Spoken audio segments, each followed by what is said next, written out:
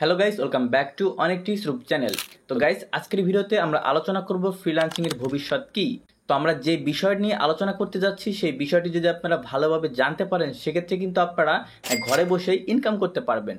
সেই সাথে জানতে পারবেন ফ্রিল্যান্সিং নিয়ে জমে থাকা আপনার কিছু প্রশ্নের উত্তর। ফ্রিল্যান্সিং মূলত এমন একটি পেশা যেখানে আপনি ঘরে বসে ইন্টারনেটের মাধ্যমে যে কোনো ধরনের কাজ করে কিন্তু টাকা উপার্জন করতে পারবেন। এটি সাধারণ চাকরি বা চুক্তিভিত্তিক কাজের মতোই, শুধু ভিন্নতা হলো আপনি যে কোনো জায়গায় বসে এই কাজটি করতে পারবেন। আর ইতোমধ্যেই কিন্তু আপনারা জেনেছেন যে ফ্রিল্যান্সিং এর চাহিদা কিন্তু দিন দিন বেড়েই চলেছে। তাই এই ভিডিওতে আমি আলোচনা করব ফ্রিল্যান্সিং এর ভবিষ্যৎ কি এবং এর কিছু আনুষঙ্গিক বিষয়। তাহলে চলুন আজকের মূল ভিডিওতে চলে যাওয়া যাক। তো ফ্রিল্যান্সিং এর কথা ভাবলেই আমাদের প্রশ্ন আসে যে ফ্রিল্যান্সিং এর শুরুটা কিভাবে করব। তো এটার উত্তর হলো, আপনাকে ফ্রিল্যান্সিং সেক্টরে ঢুকতে হলে আপনার যে কোনো একটা বিষয়ের উপর স্কিল ডেভেলপ করতে হবে। যেমন ধরুন graphic design, web design, digital marketing, আর অনেক সেক্টর আছে। আপনারা যে কোনো একটা বিষয়ের উপর এক্সপার্ট হতে পারেন। এক্ষেত্রে আপনি যে কাজ করতে আগ্রহী অথবা আপনি জানেন যে আপনি এই কাজটি করতে পারবেন, আপনি সেই সেক্টরটাই বেছে নেবেন। সেক্ষেত্রে কিন্তু আপনার কাজ করতে অনেক সহজ হবে বা কাজ করতে আপনি অনেক স্বাচ্ছন্দ্য বোধ করবেন। যেমন ধরুন আপনি ভালো আর্ট জানেন, আপনার আঁকাআঁকি করতে অনেক ভালো লাগে, তাহলে নিঃসন্দেহে আপনি গ্রাফিক ডিজাইন এই সেক্টরে আসতে পারেন। অথবা আপনি অঙ্কে ভালো, সেক্ষেত্রে কিন্তু আপনারা প্রোগ্রামিংটা শিখতে পারেন। অথবা আরও কয়েকটি সেক্টর রয়েছে, ওয়েব ডিজাইন, ডিজিটাল মার্কেটিং, তারপর রয়েছে ইউআই ইউএক্স ডিজাইন, আর অনেক ধরনের সেক্টর রয়েছে। আপনি যে কোনো একটা বিষয়ের উপর কাজ শিখবেন। এখন কিন্তু অনেকের মনে প্রশ্ন চলে এসেছে যে আমরা এই কাজগুলো কিভাবে শিখব, কোথা থেকে শিখব। আপনি কিন্তু নিজেই এই কাজগুলো শিখতে পারেন। তার জন্য রয়েছে ইউটিউব, গুগল। আপনি কিন্তু ইউটিউব, গুগল দেখে দেখে আপনি নিজেই এই কাজগুলি শিখতে পারেন। আপনি চাইলে অনলাইনে বিভিন্ন ধরনের কোর্স রয়েছে, সেই কোর্সগুলো করে আপনি শিখতে পারেন। সম্পূর্ণটাই আপনার ইচ্ছার উপর নির্ভরশীল।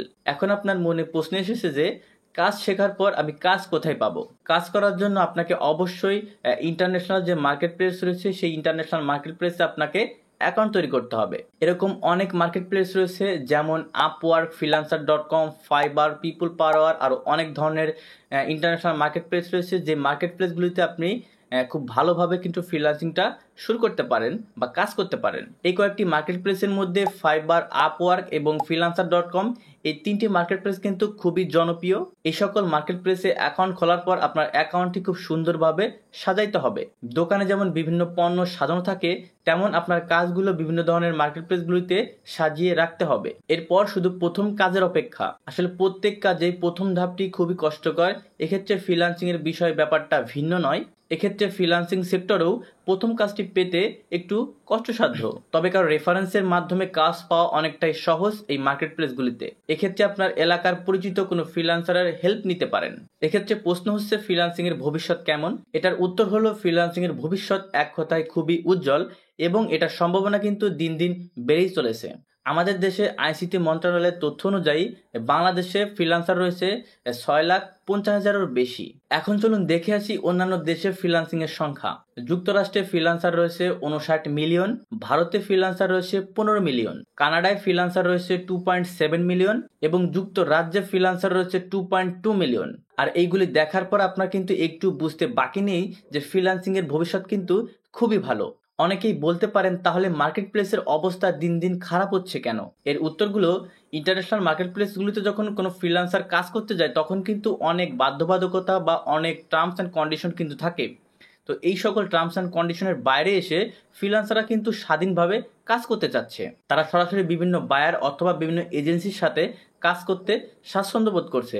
এর ফলে ইন্টারন্যাশনাল মার্কেট প্লেসগুলিতে দিন দিন বায়ারের সংখ্যা কমে যাচ্ছে, আর নির্দিষ্ট কিছু ক্যাটাগরিতে ফ্রিল্যান্সারের সংখ্যা অনেক বেড়ে গেছে। এর ফলে দিন দিন প্রতিযোগিতা বা কম্পিটিশন বেড়েই চলেছে।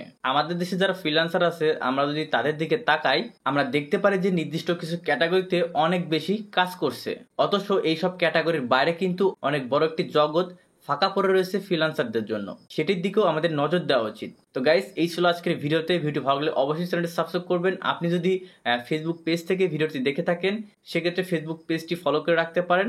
আর এই ভিডিওটি আপনারা আপনাদের ফেসবুক টাইমলাইনে শেয়ার করে রাখবেন, যাতে করে ফ্রিল্যান্সিং এর বিষয়টা সবাই সবকিছু জানতে পারে। ধন্যবাদ।